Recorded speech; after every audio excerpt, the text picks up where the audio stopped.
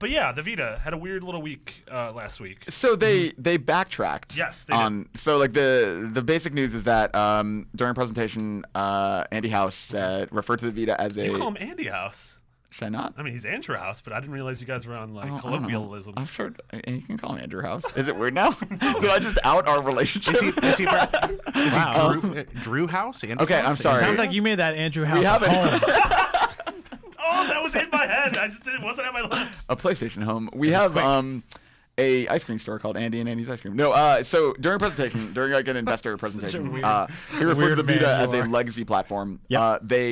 They backtracked later and said he was referring to the phased out, like fat Vita, the OLED Vita, and that he wasn't referring to the Vita Slim. Do you buy that?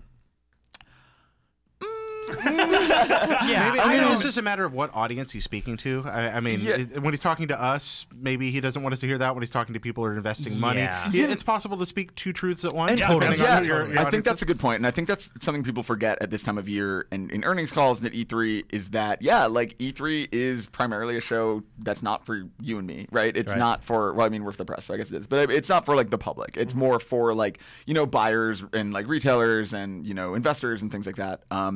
So that said, like I do think that he may have meant it to some degree. You're smiling at me. Why are you so smiling? I'm just thinking about Obi-Wan Kenobi saying, "So what I told you was true from a certain point of view." You're like a swamp ghost. But yeah, I mean, look, I don't think they're gonna stop active development in every Vita project or anything. I don't think they're literally considering a legacy the way PSP is or like PS2. Yeah. But I do think that we're gonna see less or fewer, first-party games made for it. Yeah, sure. I mean, that's what when a lot of people wrote in asking, like, what do we think Vita's presence at E3 is going to be? And I said, I think it's going to be tied to whatever indies are on Sony stages. And I think whatever indies are on there are going to be PS3, PS4, and Vita. Like, predominantly, like, they're going to be cross-buy, cross-save. That's going to be awesome. That's what I love. But if you're expecting Infamous, if you're expecting God of War, if you're expecting that BioShock game, you shouldn't expect that because that's foolish of you because that game is not coming out. That was never actually a video game. Yeah, I mean, at this point, the number I see batted around is around 10 million, usually for the install base on this thing. That's that's slightly more than the Sega Saturn of all things. There's not a huge group, but there's another side of this coin, and that's that the people who buy Vitas buy video games. They buy lots. Yeah, the attach rate is insane. Exactly. And that's the difference. But not difference. I mean, the Saturn was the same way. That was the hardcore gamers, the import gamers console at that period of time. And I think the parallels are somewhat appropriate there. It seems like nowadays you can be a system like that and not fail in the same way. Like we saw so many handhelds and consoles burn out in the 90s, whereas a system selling even half that many units now might actually stick around a little longer. Like the Wii U's not doing terrific, but it's getting games still. The Vita's not dead in the water, and it's been kind of on life support for a few years. But unlike Wii U, like Vita is part of this larger ecosystem. Like it does have very tangible ties to PS4, and it is like remote play is awesome. I would say remote play is like legitimately one of the coolest features of the PS4.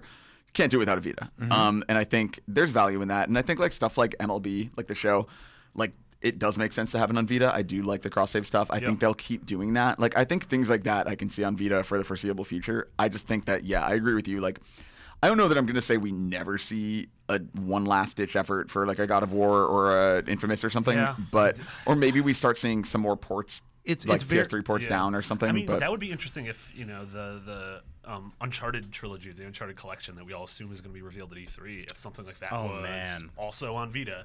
It would be. Do you think Uncharted 3 could run on Vita? No. I mean, like Golden Abyss is.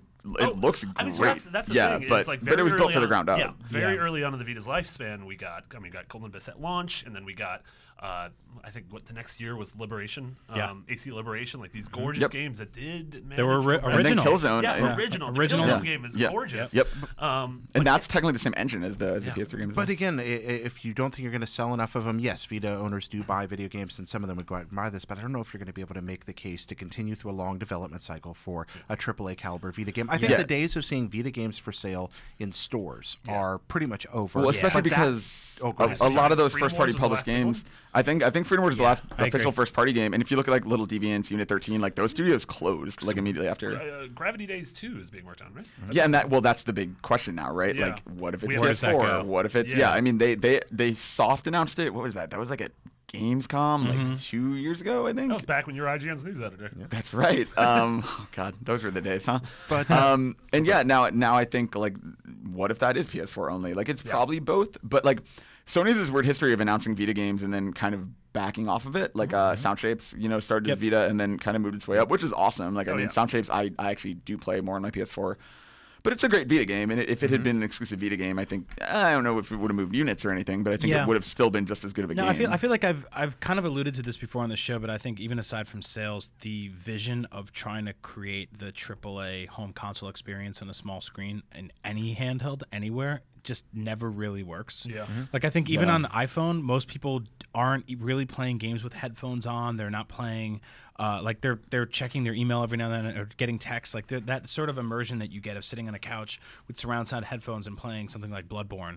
Like people just aren't looking for that on a handheld. I can play BioShock on my iPhone, but I would never. But why would you do that? Yeah. Right? Yeah. And so why go to the trouble to create something original when it's so darn expensive? Yeah, Instead, totally. you can create the kind of games that have made Vita thrive. These wonderful kind of mid-tiered and independent games that work really well in a handheld experience, look beautiful on that screen. Like I think about like Guacamelee, Sound Shapes, stuff like that, which was fantastic on Vita. But then trying to play something like Killzone, I'm like, it's cool and it's awesome they're doing this, but like, This is how I want to play a shooter. Yeah. Or even like something like Broken Age, which is like perfectly great on other platforms, but I'm really enjoying it on Vita. Like I actually am enjoying it more than when I started on my I'm Mac. hoping Bloodstain, that's the name of it, right? The Igarashi's Kickstarter. Yes. It's just It's trampling gonna all hit these it. goals, but its next goal, I It think, is like is 11 Vita, days left. Which Yeah. that would be like I would love to play that. That's a kind Oh, of game it'd be I'd play. perfect. totally. Yeah, Absolutely. And I mean, it's a bummer because there's so many good ideas that could have been viable on Vita, like the Batman Arkham Origins. Yep. What was that called? Blackgate or Blackgate. Blackgate. Yeah.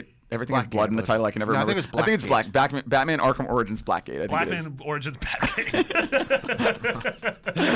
Yikes! Well, all right. Well, that was a good Yikes of the show. week, starring Marty Sleep. Everyone noticed I'm the only one not laughing. Yikes of the week. I'm not even repeating the name of that. Wow. Anyway, I think If you're a Beyond fan, mock up that box art. I know, don't do that. Don't even do that.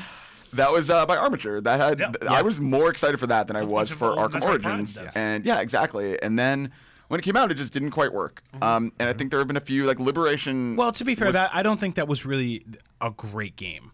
No, Like, that's was what I'm kinda, saying. That though. was more the issue. But Like, I think on paper that if that had, I guess what I'm saying is if that had been a great game, like could it have changed Vita's tides? Well- like or if like You're sort of thinking if that was a great game and if Vita was selling more, would we be getting these sort of secondary experiences to all the big AAA for games? third party, and Would that's there the thing. be a Witcher Vita game that's different than Exactly. Witcher 3? Would Right. there be a Shadow of Mordor game that's maybe Yes. like a 2D thing? Well, because that's the thing, like there's no third party like the if you look at Killzone, if you look at Uncharted Golden Abyss, like obviously those are first party games, but you're really not seeing very many of those experiences that are by third parties. Yeah. There was obviously AC Liberation, but that was in 2012. Yeah. And it's like there hasn't been, or maybe 2013, No, but it's there 12. hasn't been another. No, it's 12.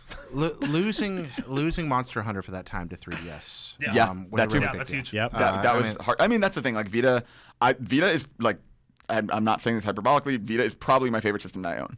I think I spend more time because I travel a lot. What I did in my previous job, and I kind of am now. Like I spend more time with my Vita than any other Well, I mean, console you're or homeless. handheld. You don't I have a own. home. So. I am technically homeless right now. That's Vita, true. your junkyard dog. you're Thank you to living Greg and Colin for letting me Vita? stay on their couch. You're living under your Vita right now. Yeah, but I love the Vita, and I really do think like it's a great little system, and I think like there have been a lot of third-party efforts that tried and maybe didn't quite live up to what people were hoping for. I would hate to see the Vita go away altogether. Like I like that indies are keeping it alive. There are a lot of cool games coming that have Vita ports. I mean, like Broken Age is awesome. Yep. There are, I don't know, like I guess my brain is blanking right now, but there are a lot of Brain indies looking blanking. stuff. I think Brain I- blanking it's- is a good game. Yeah. Most think of it's- the I was ahead. going to say most of the Telltale stuff ends up on there. Yeah, which is Telltale like, stuff. I always I'm wanted- excited for Severed. Yeah. Severed, yeah. Oh yeah, totally. Yeah. I- The There are a lot. game's Hyper Light awesome Drifter, looking, I think, is a Vita version. There are a lot. Like there are a lot of cool upcoming indie games that No, are we're still see- going to be portable. Like you said, last year at E3, like you went to the Sony's booth and there was just like 24 Yep. Vitas lined up with all sorts of rad games. yeah, Well, that it they don't becomes- talk about in the press conference. It becomes a boutique system at this Yeah. point. And that's what it always was to a degree, but that's really okay. The Yeah. world needs its Neo Geos and its Sega Saturns. It Yeah. needs this, Yeah. this thing that this is the game to impress your or the console to impress your friends with. I mean, go out there and play wonderful things. Games designed for hardcore gamers are going to be targeted at this more and more here in this last end of the cycle because they know what the audience is going to be. Also, they know the attach rate. With PlayStation Plus, it's one of those things where like every month I get a cool game to play on my Vita. Yeah. A lot of times Seriously. I'm like, I already own this, but this is awesome that people can now play But it also, like, I think the Vita was obviously very slow, like, early on. And so a lot of people did miss, like, Uncharted Golden Abyss and Unit 13, these games that I think got, like, you look at them, if you didn't want to buy a Vita and you looked at them and you were like, like, I don't really need to, I'm not going to buy a Vita for this, like, B-list Uncharted game or, like, whatever people thought it was upon first glance. But then if you, like, picked up the cheaper model, picked up the Borderlands 2 bundle or whatever, and now you have it, like, like, if you go back and play it for free, oh, wait, that Uncharted game is really good. And, like, Gravity Rush is really good. The Vita was sort of, it was kind of created underneath that old Sony mentality of like, let's make this boutique, very expensive system with proprietary memory. And that 3G, what was up with that? They never really did anything. No one knew what that meant. I think Mark Ryan is the only one I know who still has a 3G. That he actively plays. It's like you look at the Sony now. That's just like the way they came out at E3 2 years ago, being like our system's cheaper and you can trade games and everything's free for blah blah blah. It's a nonstop party. Everyone wins. And a couple of years ago, they were just kind of like, this was a couple of years after they were like $600 PS3s and you'll get a second job. And then they were like, look at the Vita, and they started talking about, like, I remember they were talking about like the handheld ghetto and like we're gonna take the handheld out of the ghetto. And it's like, well, the ghetto's fine. Like we want to be in the ghetto. The ghetto's really fun. It's cheap. Like, and it's where you see people playing handheld games now predominantly are on their iPhones, and they're playing like short, easy, whimsical, fun experiences, whereas like deep immersive things are just not really there. So I feel like it's a weird product of its time, but the way it will be remembered will be positively. People will look back at the Vita they'll really cherish it, and no system ends. Like, no one ends with a mic drop. It's a slow death. Every video game system ever dies slowly. There's like these whimpering swan songs. It dies with a FIFA game that only comes out in Brazil 6 years after. I think America's most positive podcast. The original PlayStation is the one kind of glorious exception to that because they had the backwards compatibility built right in. Sure. And so you were just sitting there going, and the thing, you had it. Good PlayStation games ended right around the moment that good PlayStation 2. Well, and PS2, I think PS2 had a graceful death also. PS2 was just like and Kingdom Hearts 2 and Persona 4, and just that beautiful slim model in the very end. Well, even 5 years after that, you were like, oh, you're still alive. Like there were still PS2 games. You got a Madden game? Yeah. Yes, I agree with all that. We'll see what Sony has up to I don't think the Vita is dead yet. I do think that indies will keep it alive for at least another year, and I think there are games that are great on it. It's funny though because the games I play, like I don't use touch and I don't use I remember when they first announced it as the NGP, whatever year that was, 2011 I guess. It was like, oh my god, like it has every feature you could ever imagine in a handheld. Like they were just like every single thing I could think of. It was the Homer Simpson car on paper. Yeah, exactly. Yeah. But like I don't use any of those features. Well, because everyone sort of overwhelmingly hated using a lot of those features. Like rear touch really didn't work with a lot of stuff outside of like Tearaway and a few other things. And that's the thing, like Tearaway is the perfect example of what I think the Vita could have been because Tearaway is so good and so smart. And Little Big Planet Vita is really, really good too. Like it uses those features in a smart way. But the early games like Liberation, like Uncharted, it just felt a little more gimmicky. I mean, the launch of any system does that. Exactly. And I don't know. Honestly, I think to me, Tearaway is the only one that's done it right. And we're gonna talk about Tearaway later, but Tearaway. Oh, are we? I love Tearaway. It's a good game. Yeah. It's the Jared Petty of games. Oh, that's how you end the people's game. That's how you end a segment. Andrew, thank you for being so sweet. Thank you for being you, Jared.